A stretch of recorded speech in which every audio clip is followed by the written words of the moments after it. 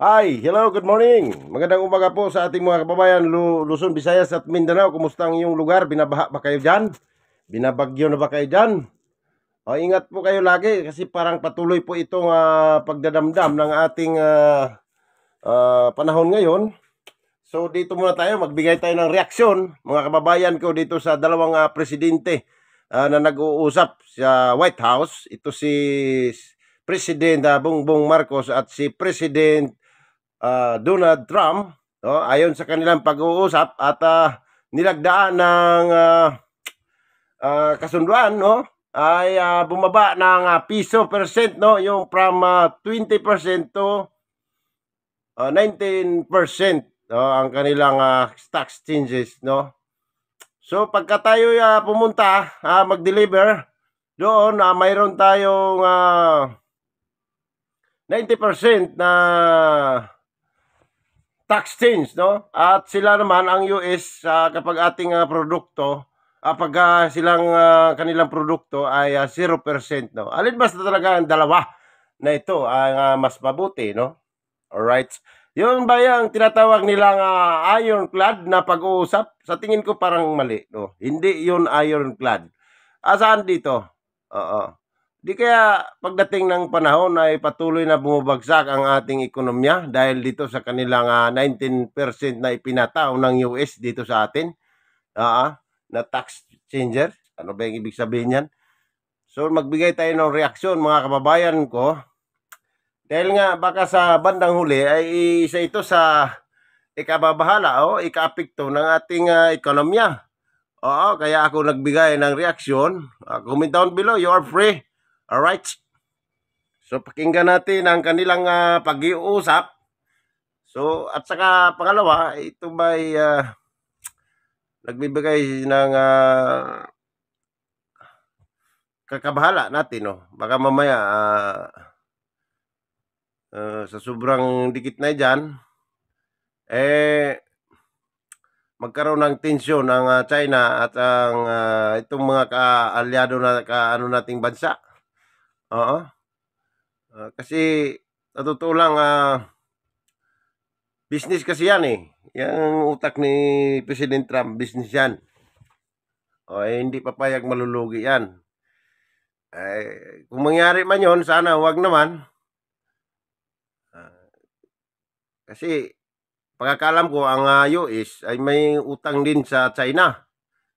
Magkaiba po, salungat po, kaya kung hinalutulad nyo kay si President Duterte sa panahon ng kanyang panunungkulan sa Pilipinas, ay malayong malayo po. Dahil si Duterte ay iniisip niya ang kapakanan ng Pilipinas, ng mga Pilipino, na hindi tayo magkakaroon ng malaking utang na loob dyan sa US. Kaya nga po hindi siya dumidikit dyan. Ang iniiwasan niya itong gira, no?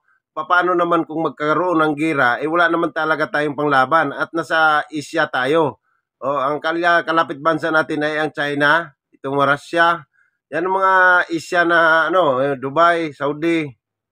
Yan ang mga kaalyado nating bansa. Pagkapag yan ay naglilik at nagkaroon ng tensyon, sa palagay niyo mga kababayan, kung nakakatulong kaya itong US, di kaya magkaroon ulit ng agreement na magkaroon tayo ng tinatawag na percent utang sa kanila dahil sa pagkaroon ng kanilang tulong sa atin, no? So yon ang iniwasan ng ating former president, na magkaroon ng tensyon, no, ang kalapit bansa, no, sa atin.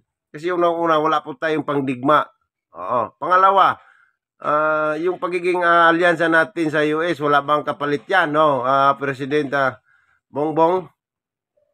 At saka di kaya isa kapahamak yan ng ating sambayan, ng Pilipino. Natin ang kanilang pag-uusap ito.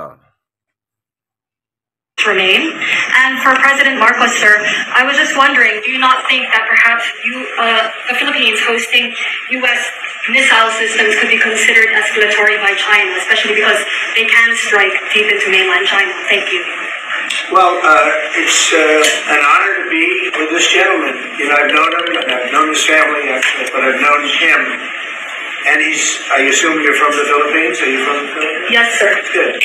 You're very lucky to be from the Philippines. I know, sir. Thank you. Place. But we're going to have a very good relationship. I mean, I know you had some problems with another president, and it was not your fault, it was the president's fault, and the country was maybe tilting toward China, but we untilted it very, very quickly. But you had a country that was tilting toward China for a period of time, and I just don't think that would have been good for you. You could deal with China, you should deal with China, but when I got elected, everything changed, and they came right back to us. President Marcos, I'm sorry. Say it again. Yeah, Brian, go ahead. Oh, Mr. President, I do want to piggyback off of Sorry, I had a question to President Marcos. Sorry, what was the question again? It was about whether having U.S. missiles hosted in the Philippines could be considered escalatory by China. Because they can. All of what we consider part of the modernization of the Philippine military is really as a response to the circumstances that surround the situation around the South China Sea and now what we used to refer to as Asia Pacific, which we have expanded now to the Indo-Pacific. And if we would certainly, like in any kind of military spending, we would wish that it wasn't necessary, but it is. And so that is what we are doing. And as an adjunct to the question about the ammunition production, this is actually the United States is assisting the Philippines in what we call our self-reliance defense program, which is to allow us to be self-reliant and to be able to stand our own 2 feet, whatever the circumstances that occur in the future. And the reason that we have encouraged more interaction with the United States is because it is necessary, and it is not just with the United States. It is with all our neighboring countries and even countries as far afield as the Scandinavian countries, the EU. So this is an ongoing process, and again, I will stress the point that we do this because we feel it is necessary. Don't forget, just as tantamount to what you're asking, the Philippines were loaded up with ISIS and a lot of terrorists, and they were at a very, very dangerous point. And during my administration, we went in and we wiped them out. Working with the Philippines, but we wiped them out. But if we didn't get in, I don't know what would have happened. I don't know who would be your president right now. But we spent a lot of time and a lot of talent on going into the Philippines and wiping out terrorists. They had a tremendous problem during my administration, and we cleaned it up. We got them out, and now you really have a good, solid country again. I believe so. Yes. Mr. President, I want to follow up on the housing question.